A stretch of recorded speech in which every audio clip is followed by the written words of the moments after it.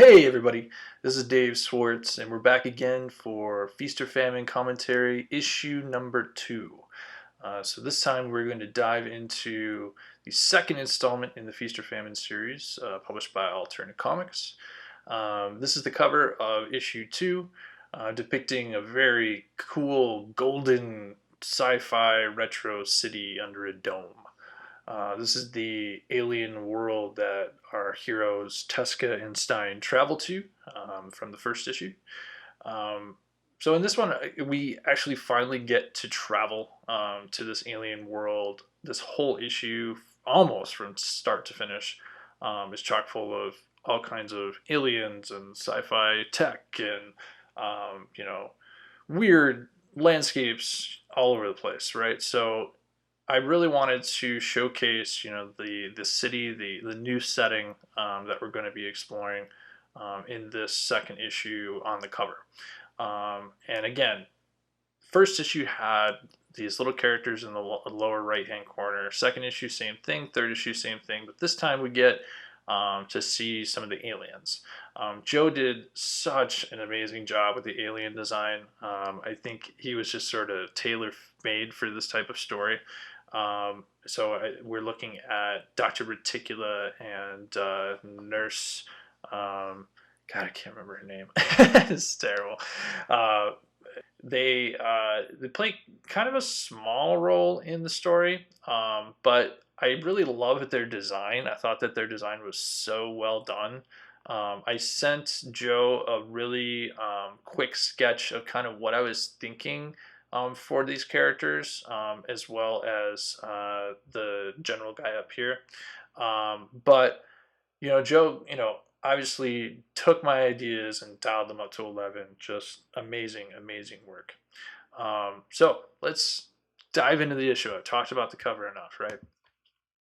Okay, so in the first page here, we see a dream sequence like we did in the first issue of Tuska. Um, Although this time we're taking a look at more of a nightmarish, like ghostly, demoness kind of, blackness. Before we got to just see almost like an environment that he was trudging through in the snowy kind of landscape, with this bear, kind of coming out of nowhere to destroy him. Actually, that bear is right over here.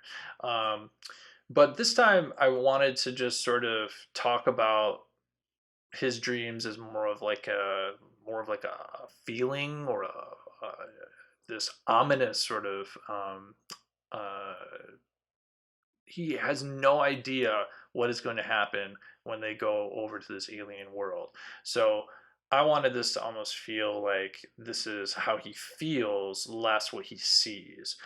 So this is more just a visual depiction of the emotional state of the character as they're preparing to go over to this alien world. So pages 2 and 3, we are getting to see the morning of the experiment. Uh, an opportunity yet again for a little bit of fun banter between these two fun characters. I wanted Tuska to be a little bit more of a worrywart. I wanted him to always kind of be working and tweaking and hardly ever sleeping. That's kind of why his dreams are kind of so intense. Is he doesn't get a chance to sleep very often, or he doesn't give his mind a chance to sleep very often because it's just so active. That when he gets into that dream realm, it's almost a little too intense. But here I wanted again to showcase that Tuska is always sort of working and tweaking, and Stein is a little bit more laid back. He kind of enjoys more of the finer things in life. I see him with his morning coffee, and he's about to pack himself a pipe. So again, trying to establish these two characters subtly through some visual cues rather than just explicitly describing it through dialogue. All right, so then in page 3, we get to see these guys suiting up to go over through the transporter device. Um, I just had so much fun coming up with the color scheme for these suits and for this machinery, I was always kind of really wanting to use green. I think green to me was just an obvious choice for some of these techie type things that they create. I really liked it. I thought it worked really well. It was very eye catching. And I also wanted to, play around with lots of purples because this is set primarily as a story traveling through space. So I wanted the purple to play kind of a pretty, big role in it. So the complements of, well, I shouldn't say complements because they're not complementary colors, purple and green, but they work really well together. They're secondary colors in the color wheel, so I think that they work well together. And the other thing about the green that was amazing to me is that the printing, it turned out fantastic. I mean, we're looking at it on screen, so green's pretty much any color is going to look good on screen. But when you print it, it's oh man, green is very difficult to print. So when these came back from the publisher, and I got a chance to look at them in the newsprint, I mean, even in the newsprint, the green looked amazing. So I was really happy with how that turned out for sure. And then God, Wes, I haven't even mentioned Wes's contribution to the series just yet. But Wes Wilshire with the lettering, just fantastic job. He always just really does great work to really enhance the storytelling and to push things along. And I always loved his little sound effects that he throws in here. He does such a good job with sound effects. Okay, now the big credit scene, the two-page spread. This was very difficult at first to kind of conceptualize how this is going to work because in my brain, I knew that I had to depict these guys going through some kind of wormhole, and I wasn't entirely sure how to do it myself. So I sort of just leaned on Joe and his experience to be able to figure this out. And I wasn't envisioning this at all. Like if I were to do this myself, I probably would have done it a completely different way. But again, Joe just knocked it out of the park. He really kind of came up with this really interesting idea of stretching out the bodies, as if they're literally kind of being sucked through this space time continuum, and their bodies are just being warped and twisted and dematerialized into this machine. So just again, a fun opportunity to just say, hey, make some dudes like going through a wormhole, right? Like have fun with it. Like I'm not gonna tell you what to do, just have fun. And Joe knocked it out of the park. Um, I had a little bit. I'll be honest. I had a little bit of a tricky time with the credits here. I had to throw in a couple adjustments to the background just to get some of the wording to read. And I will admit I do have a bit of an issue with that. Sometimes I try to put things over top of other images that it's hard to read the lettering sometimes. So I really wanted to make sure that I adjusted it so that you could read the lettering pretty well. And if we remember from the previous video, the first issue is titled "The Discovery," and this one, to me, I had to call it "The Journey," because the second issue is much more about actually the adventure of going to the alien world, exploring while they're there, encountering all kinds of unbelievable things. Uh, and so it only felt right for it to be called The Journey. Okay, so we are finally there, finally on the alien planet. Um, for me, I always envisioned this alien world as almost being like trapped in an ice age.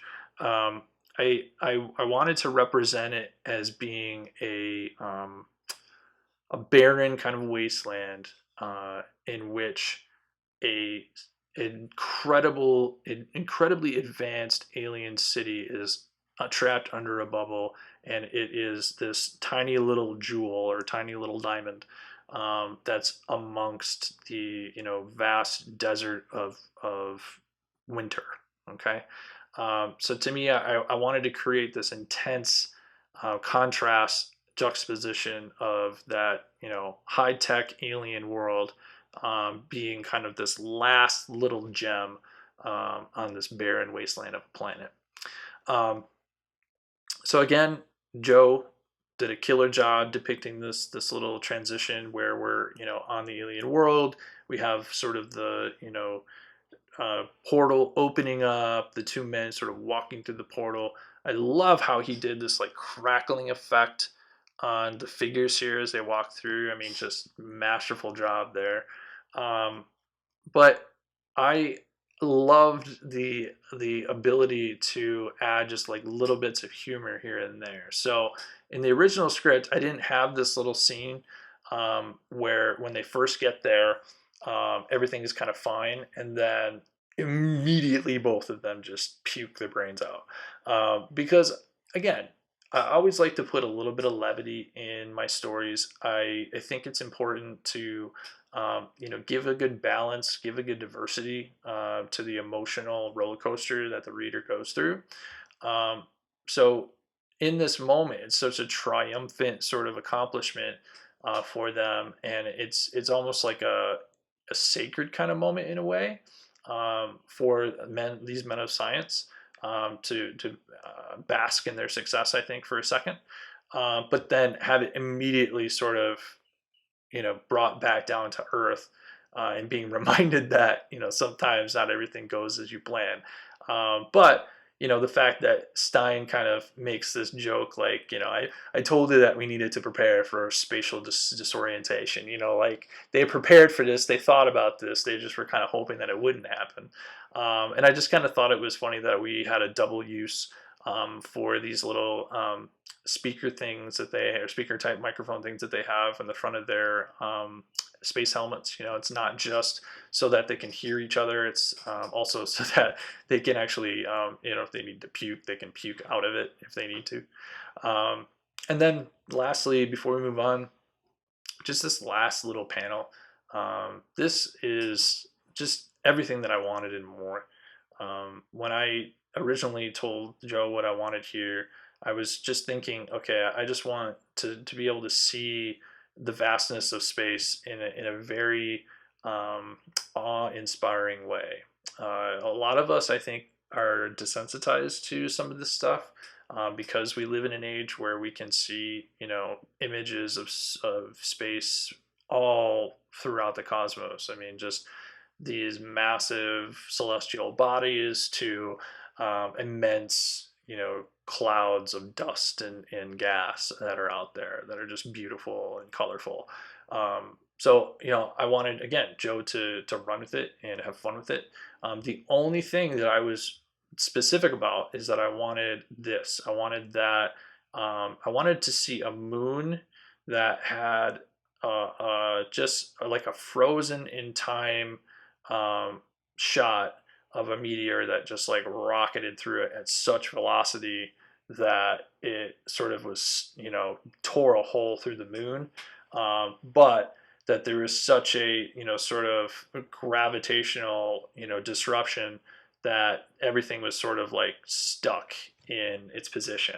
Um, I don't know the science, can't explain the science, but that I don't have to. It's science fiction, right? So again, I had a visual. I tried to, figure out some kind of way I could tie it into something that's some way understandable, right? Um, Again, I want to create something new. I don't want to just regurgitate something that I've seen before. Or I've seen done before.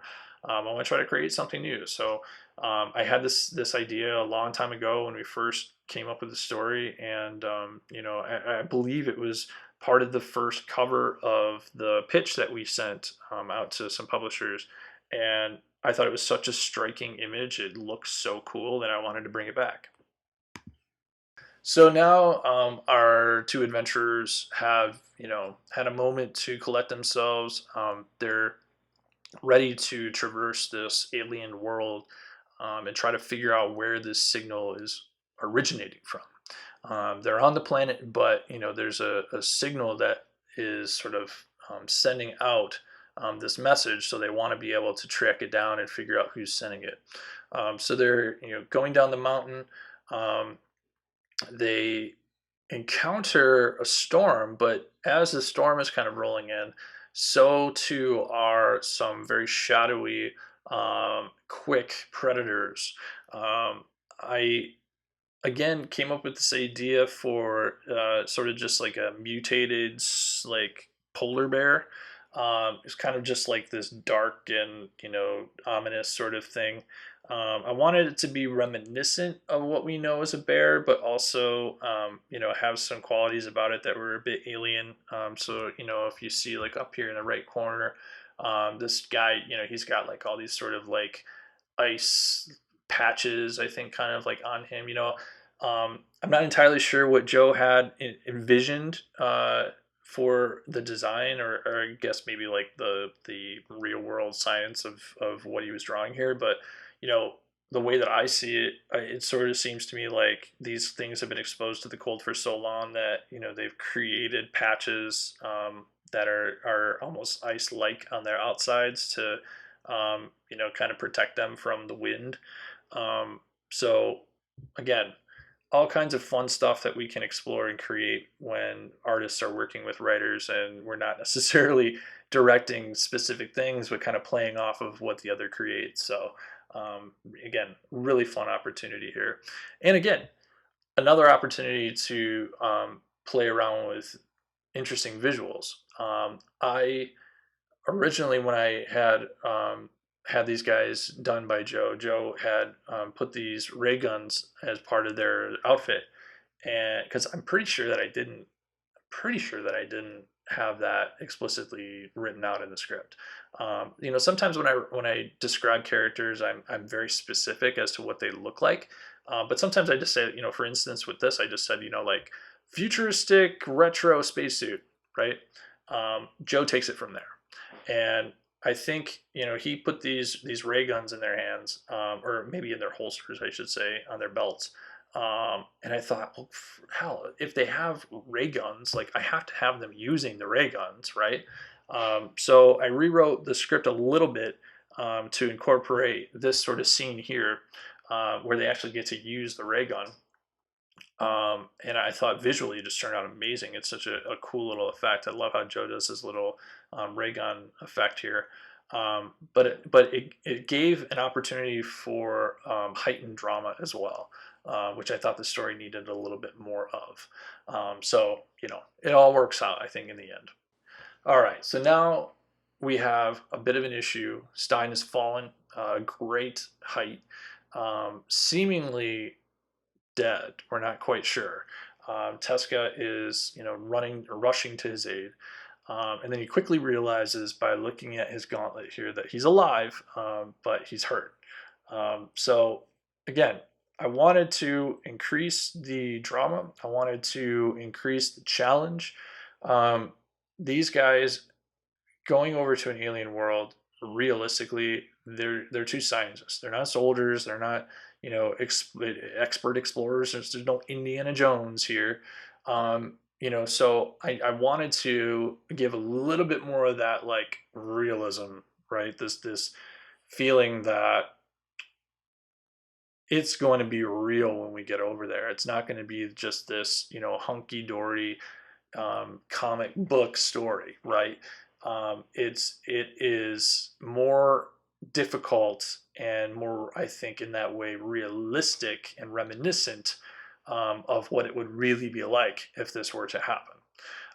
So I wanted to hurt Stein a bit. I wanted to make him, or I wanted to have it so that Tesca had to take care of him and almost save him in a way, and put a little bit more of that, feeling of dire circumstances and what is going to happen next. I'm not sure, right? Because now we've immediately gone from Stein's being hurt and Tesca's having to save him to, oh my goodness, now we have this intense storm rolling across the horizon, and there's this like crazy magenta alien lightning that's like going nuts all over the place.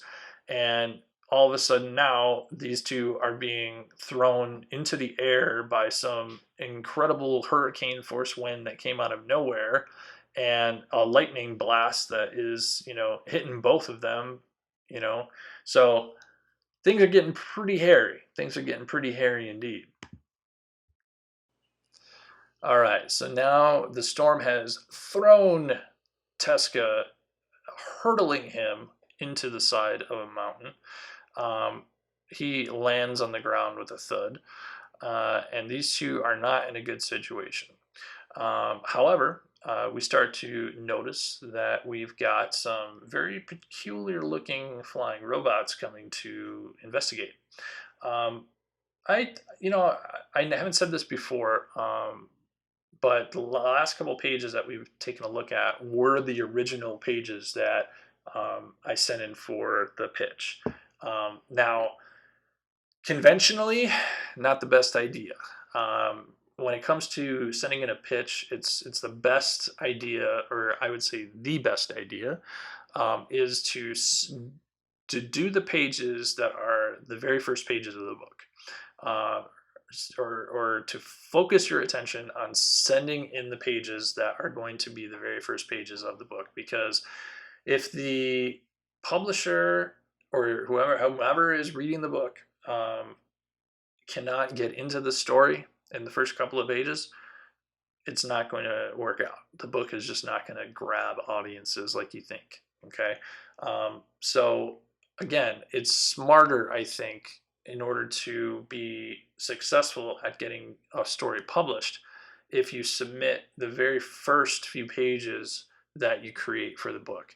I took a risk, and I sent in a pitch for this story, and I chose these pages here for the pitch.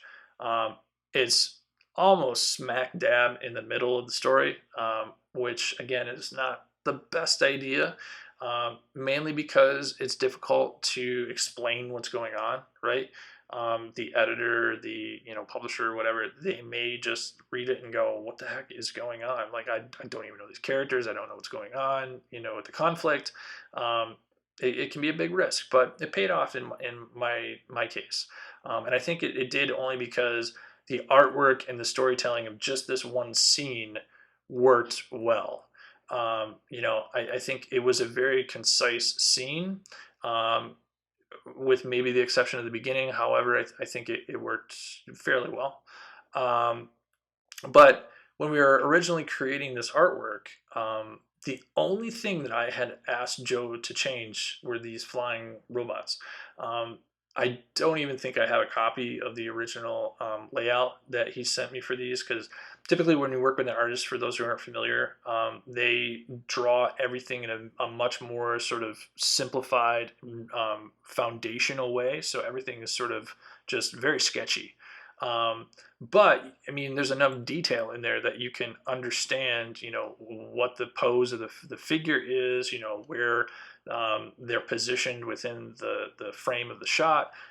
So there's enough information there. However, I think that, when we were doing this, that I didn't quite enjoy the way that Joe had originally designed the flying machines here, or drones. The original take was akin to, I'm trying to think, like, it was basically like the head of Wall-E the robot from Pixar, the Pixar movie. It was essentially more of like a boxy sort of suitcase shaped kind of device. And as cool as it was, I had I guess I had a more specific vision in my mind, and because of that, I couldn't get it out of my head. So, I had drawn a series of sketches for Joe, just to kind of maybe put his head in my headspace a bit more. And when I did that, I mean, he came back with this and he nailed it. I mean, it was exactly what I was looking for. He took everything that I was putting in my sketches, because I think I did maybe 6 or 7 little different designs of different things, just sort of give him some variety to work from. And again, he killed it. He just knocked it out of the park. So from in my perspective, I envision these little drone robots as being fully customizable and interchangeable. So they could, go out individually as these small things and act, as singular robots. But then they could also adapt to the situation. So if they needed to come together for additional, thrust, if they needed to like, carry someone somewhere or carry something somewhere, if they needed to, blast through the ice, they had little laser things on them. They had these little arm things on them so that they could move, rocks if they needed to, so they're essentially designed to be a rescue bot for anyone that's trapped out in the snow, any person that may have left the city that, is in peril. And again, I wanted to throw so much retro sci-fi, you know, iconography in here, and I thought that these little drone robots just fit that bill perfectly. Okay, so we get to see the immense dome city that the scientists are traveling to. So this was the final 2-page spread that we had in the original 8-page pitch that we sent out to publishers. And I could not have been more happy with how this turned out. We did some adjustments. I believe Joe didn't do much, I think, with this one. This one actually didn't change much from the original pitch. Some of these other pages, like these pages that came before, there were some things that Joe went through and he changed. I mean, he changed some of the spacesuits a bit because he had updated some of the design. I think he changed some other aspects of these pages, but ultimately, I think majority of these pages stayed the same from the original pitch. So it's kind of interesting tidbit. Um, yeah, so like I was saying before, I really wanted to have this city as a shining kind of little gem out in this barren wasteland of a planet. And I definitely wanted to surround it in snow. So it literally looked like the whole thing was slowly being engulfed in snow and almost, their hopes, I should say, for being able to sustain their city and their culture were dwindling. Because after all, that's just what's going on in the story. For me, when I'm writing, and I think a lot of writers feel the same way, I want to represent the emotional state of the characters as well as the plot itself, because I think plot in and of itself can have an emotional state to it in and of its own. I think that the visuals should reflect that. So if I were to have this dome, looking as though it's perfectly contained, nothing's kind of encroaching upon it. I don't have any of the lightning hitting it or anything like that. It's just sort of like this perfect little thing sitting out there, right? It's not going to have the same feeling as it does now with the snow, encroaching upon it, the lightning hitting the tops of it, trying to break in, right? I'm trying to create that visual recognition of the emotional situation that we find ourselves in within the story. Okay, so we are inside the Dome City, finally, getting to see some aliens. I think that was one of the things about the series that frustrated me more than anything is I'm trying to think of how many pages. It was, God, at this point, it's probably over 40 pages that we've gone into the story, and I haven't had an opportunity to showcase a single alien. So now that we're like nearly, two issues of a comic book worth of story into this series, and we finally get to see some aliens, and we get to see a lot of aliens, which is fun. Again, I really told Joe to go and as crazy as he wanted with this whole situation. I think really the only note that I gave him about the alien city was I kind of wanted it to have a very kind of Blade Runner esque kind of feel to it. But if Blade Runner was shot and filmed in the 60s for like Lost in Space or something like that, you know.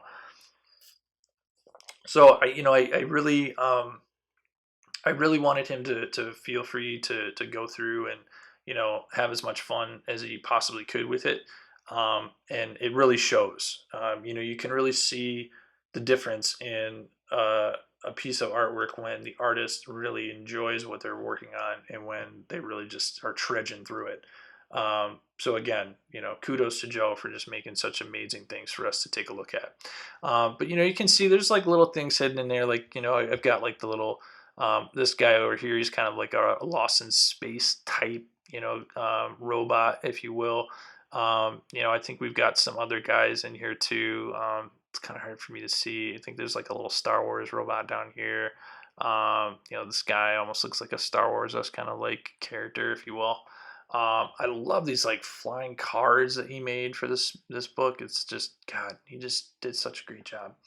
Um, anyway, so I really I had some fun with a couple of things in here. One thing in particular, there's like this little chair. We get to see it a bit bigger, I think, in the next scene. But this little hospital chair that comes out to greet Stein and to take him into the back. Um, you know, I didn't have any ideas prior to how I was gonna to color it. And I let Joe just do what he does, and it came back to me, and I looked at it and I go, you know what? That just reminds me of Professor Xavier's chair. So I'm just going to make it yellow. And when I sent back the colors to Joe, because I always send the colors to Joe so that he can kind of give me some guidance if I missed anything or anything like that. Sometimes it happens, and so I sent it back to him, and I remember he came back to me and he said, "Man, I was really thinking yellow for that chair because I wanted it to be the Professor Xavier chair." And I was like, "Dude, that's exactly what I thought too when I saw it." So it all works out sometimes. I think especially when two geeks get together on the same wavelength, we'll probably find the same thing. So all right, so we are now back in one of the exam rooms in this future retro alien, whatever I want to call it, hospital. Um, I wanted to play around with dream sequences a lot in this story. I thought it was important to the character of Tesca, because the Tesla character I thought was so tied to his dreams and thought it was such an important part of his process, that I thought it was an important part of the storytelling. So after all, this story is a love letter, I think, to Nikola Tesla. So to not incorporate it, I think, would have, again, been a missed opportunity. Um, so here we're, seeing the doctor, administer, well, the nurse, I should say, administering this chemical of some kind that's putting him to sleep. Not entirely sure what it is. We're on an alien world, after all. It could be something that totally kills him. I have no idea, but I wrote the story, so I'm pretty sure he survives. But we switch over to a dream sequence where we're kind of back at that similar landscape that we saw before in the previous, or in the beginning of the issue, and Stein is standing there very peculiarly. I wanted this to be a shocker kind of moment, because it's a foreshadowing of what happens in the third issue, and I wanted to again play with genre, to make the story unique and interesting. I talked about this earlier, where you don't want your stories to be just boring and not new and imaginative. When I write, I always want to try to buck convention, and if I ever find myself writing a piece of dialogue that's super cliche, I always try to rewrite it and try to find something else better, or completely ditch it. Because I don't want to write in cliche. I don't ever want to just regurgitate what other people have done. So again, this is another opportunity for me to kind of play around with the genre a bit. And I wanted to in this scene really depict almost like a horror, kind of aspect to it, because I think there is, obviously a lot of really good examples of horror sci-fi out there. So, why not throw a little bit of a horror aspect into the story? Um, so let's take a look on the next spread what Sign actually looks like. Some zombified icicle dude. Mr. Freeze on a bad day for sure. Um, I I think this is probably one of my favorite pages in the whole series. I would say. I mean, just absolutely phenomenal. Um, I for the Comic Cons that I did after the series came out. Um, I do these. Not a lot of people know this, but I do this thing on the side. They're called mini standees. So they're little tiny like mini cardboard cutouts, if you will. They're made of foam board, and all I do is I did illustrations of a bunch of pop culture characters like Batman and Darth Vader and Princess Leia and whatever Spock, and I cut them out and I put them onto foam board, make a little stand for them. But then I attach like a little arm for them so that they can have little quotes that are kind of floating next to their head. And I was doing Comic Cons and I thought, wouldn't it be cool if I had like a little Feast or Famine standee? So I took this illustration here and I cut it out. I put it onto a piece of foam board, and I had just these two guys with this really cool base that they're standing on. It almost looked like one of the old like Universal monster models that they used to have, and I made little bubbles that came out like um, how dare you pass by this booth without stopping to take a look at this book or something like that. I don't know. But it was so impressive to me that I just had to do something else with it, in order to really showcase the artwork in the book. And man, it turned out so great. I'm so happy with it. But again, this is foreshadowing for things to come. All right, and then in the next page, Tesca is abruptly waking up in an empty exam room. Again, reminiscent of a scene that we saw in the first issue from the very beginning, where he's sort of just like erupting from a dream, very panicky. Um, and again, it's part of the rhythm of the story, right? I wanted to try to pull us up in drama, right, with this climactic reveal of this zombified dead kind of Stein, with the realization that Tuska is now just sort of all alone and everything's sort of quiet, right? There's a stark contrast in the mood and in the emotional kind of place that we're in the story. And then we move from yet again a moment of sort of quiet,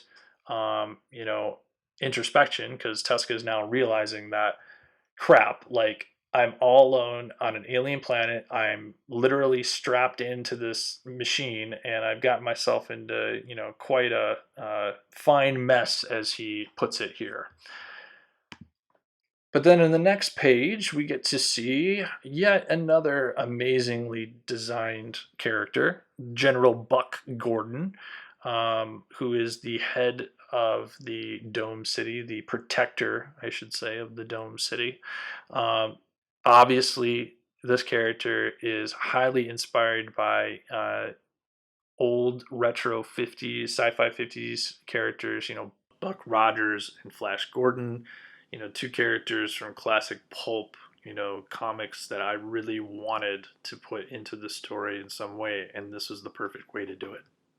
This guy, to me, I wanted him to be like the epitome of like an alien superhero, right?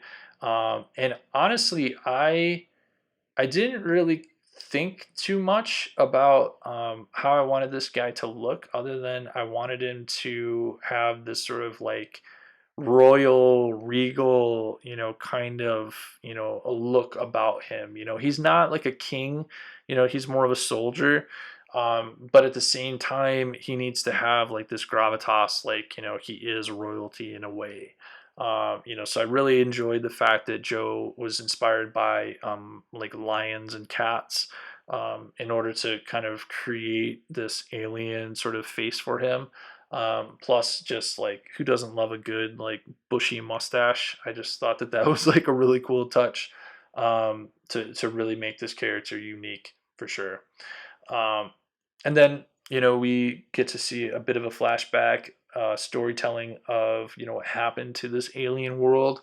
Um, at first, with the coloring, I had considered doing more of like a gradient map application of color where it's a little bit more like 2 or 3 toned. We don't see like a full color spectrum for it, but I did a couple of tests, and honestly, like I just really enjoyed the full color spectrum so much. I think that it just worked out better in my mind. But nevertheless, I think it worked out well. The storytelling is still pretty clear as far as like what is being depicted here.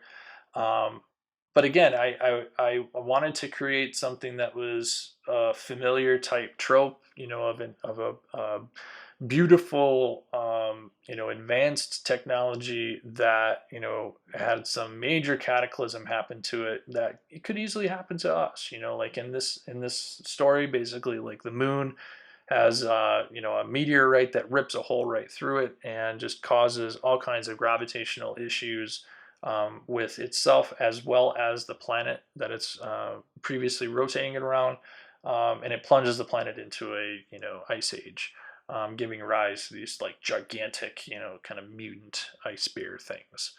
Um, Again, just amazing, amazing work by Joe. Even in, I think, some of these smaller panels, like these, sort of just this one, this like barren wasteland of a planet. It works so well, and there's really not all that much drawn there. But again, it gets the point across for sure.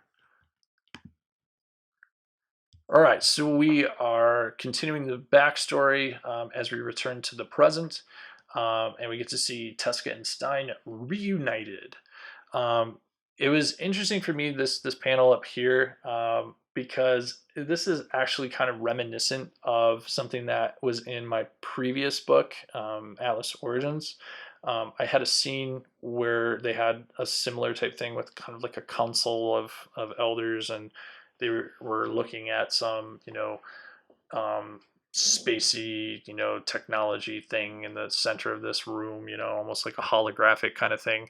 And I took inspiration from that color palette into this panel here. A lot of that color palette that I used was white and yellow and orange. So again, trying to, for those who are familiar with my work, throw in a little bit of that, nod to previous things that I've done here. Um, and then also one of the things that I thought was really fun working on this book was playing with texture. So the second panel down here, the snowy kind of landscape that we see, I had so much fun playing around with different textures, different brushes to create these different snowy type textures, and getting an opportunity to actually kind of paint more. My style, a lot of you can kind of tell, is a bit more painterly. I rely a lot less on airbrush and gradient fills than I do with just basic brushstroke. So you can kind of just see a lot of my brushstrokes. You can see like I try to create transitions of light with solid sections of color rather than just blending everything. Personally, I just like seeing the brushstrokes. I honestly I don't really care so much for the really blended nicely rendered stuff. I think it almost looks a little too clean. So I like to give it a little bit of texture to things, a little bit of edge to things. Um, but yeah, so last thing I'll say about this before we move on, Stein, we see Stein here now again. He's sort of in this advanced healing machine. One of the things I knew I wanted to do with these guys is I wanted for one of them to get pretty hurt, and have to be healed rather quickly by this futuristic alien technology. Because I wanted to have this sense of awe and wonder in these guys, because obviously they're from a world where a lot of this stuff is completely and utterly impossible and just fantasy to them. So, I wanted to give them some opportunities to experience awe-inspiring technology, without it dragging down the story or distracting from the plot. This all works within the plot. It all works with it to move the story along, but it also builds the characters. It allows you, the reader, to see their excitement, to see their emotional state, and to again experience the same thing along with them, right? Because ultimately, you're experiencing these things for the first time, just as they are. So, inevitably, in this sort of conversation between these two guys, because right now what's happening is they're being asked to help this alien world, by procuring some very precious materials from planet Earth and bringing it back here, to help them sustain their city. Um, Stein is totally on board. Teska, not so much. And it's an interesting character change. And I did it for a reason. I wanted to, in the reader, I almost wanted to showcase this feeling of Stein is, in a way, uncharacteristically eager. Um, if you guys remember in the very first issue, at the end of the story, or at the end of that issue, Tuska and Stein have a bit of an argument about, um, if they should go over to this alien world and not tell anybody, because he's very concerned about what could happen, right? Well, here it's the exact opposite. Stein is he's not concerned at all. He's not concerned at all.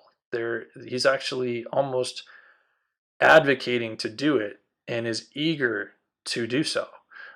So it's not, I didn't want to make it obvious, but I wanted to, in a way, subtly, indicate that there's something going on here, that something has changed within Stein, and that his character is uncharacteristic of who he is in this scene. Um, so obviously, in the other page, you can kind of see that they're, you know, depicting the plan. We're talking about how we're going to, actually help these aliens out. Literally showcasing, the lab back in Colorado. How they envision, transporting everything. But again, this is a way of doing two things at once, where we show the plan, we illustrate that to the viewer, but at the same time, we're bypassing the conversation that we're having with the general. So after, we've explained what the plan is, we don't need to explain it again, right? All we need to do is sort of introduce the general again and have the general say, have you come to the decision? Because we already know that they've come to the decision. So any opportunity you can find in your stories to do two things at once, it just makes the story flow that much more naturally. Okay, so we're getting to the end of issue two. We're starting to see that the plan is taking form. However, there is a nefarious twist of events that happens here. The general sends a group of soldiers, as well as Tuskenstein, back to, their beacon where they arrived on the planet. Because in my mind, this whole technology that they worked on, would only work based on, certain location points within time and space. So it's not so much that they could choose exactly where they wanted to go and show up there. They could get an approximation as to where they wanted to go, but it was all based on where the, space-time continuum was the thinnest. So it's more of a natural selection based off of science and where things naturally are occurring, rather than where you get to specifically choose where to go. Um, so, in this case, when they arrive on the alien planet, Tesca drops a beacon behind so he knows exactly where in the space-time continuum on the planet is the thinnest that they can then, travel through space and time. Because if they were to do it anywhere else, in my mind, um, they probably wouldn't be as successful. It may have some hiccups, they may not be able to get their entire body over to the other side. It may not work entirely, So but I wanted there to be kind of like a key, or like something very specific, that they needed in order to be able to get over to Earth, because ultimately, you know, the general, the city, everything, it's all an illusion. It is not what it seems to be, and that is the major spoiler of the book. So if you guys haven't read the book yet and you really want to, not be surprised, I would not continue to listen further. The rest of this video and the third video are just spoiler filled.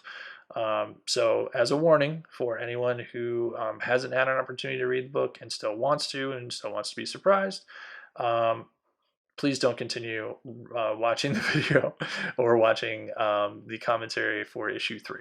Okay.